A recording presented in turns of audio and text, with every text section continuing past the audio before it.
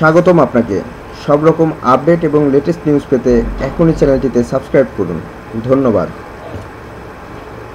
অবশেষে জানা গেল ফারহানা নিশোর চাকরি থেকে বরখাস্ত হওয়ার আসল কারণ। সংবাদ উপস্থাপিকা ও মিডিয়া ব্যক্তিত্ব ফারহানা শবনম নিশোকে 21 টিভি থেকে বরখাস্তের সংবাদ বুধবার বিকেলে মিডিয়া পাড়ায় ছড়িয়ে ছিটিয়ে পড়তেই শুরু হয় নানা গুঞ্জন। মূল গুঞ্জন শুরু হয় বনানীর আলোচিত ধর্ষণ কাণ্ডে অভিযুক্ত নাঈম আশরাফের সঙ্গে ফারহানা নিশোর কিছু ছবি নিয়ে।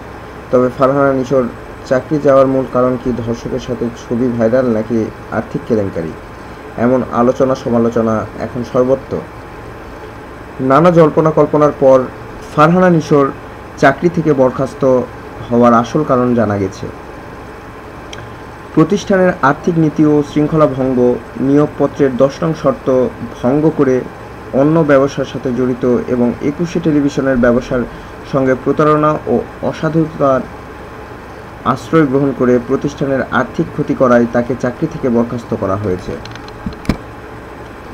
21 টেলিভিশনের মানব সম্পদ বিভাগের একটি চিঠিতে ফারহানা নিশোর চাকরি থেকে বরখাস্ত হওয়ার এই 3টি কারণ উল্লেখ করা হয়েছে। 21 টেলিভিশনের মানব সম্পদ প্রধান মোহাম্মদ আতিকুর রহমান স্বাক্ষরিত ফারহানা নিশোর 21 টিভি থেকে বরখাস্তের কারণ উল্লেখ করেন। 21 টেলিভিশনের কোম্পানি সচিব ও মানব সম্পদ প্রধান মোহাম্মদ আতিকুর রহমানের স্বাক্ষরিত সেই বরখাস্তপত্রে নিশোকে জানানো হয়, আপনি 21 টেলিভিশন লিমিটেড এর অনুষ্ঠান বিভাগ প্রধান হিসেবে দায়িত্ব পালন করছেন।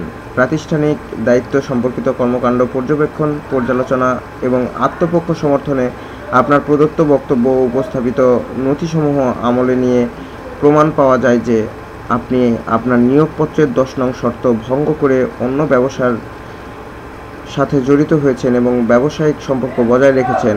আপনি প্রতিষ্ঠানের আর্থিক নীতি ও শৃঙ্খলা ভঙ্গ করেছেন।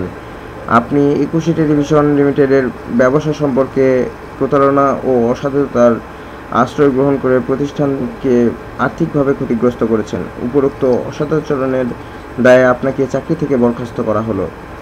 একই চিঠিতে 21 কর্তৃপক্ষ নিশোকে জানায়, আপনার নিকট রক্ষিত আইডি কার্ড, ভিজিটিং কার্ড, সিম, স্টিকার, গাড়ি ও অন্যান্য দ্রব্যাদি কোম্পানির নিয়ম ও বিধি অনুসারে হস্তান্তর করার জন্য। ধন্যবাদ ভিডিওটি দেখার জন্য।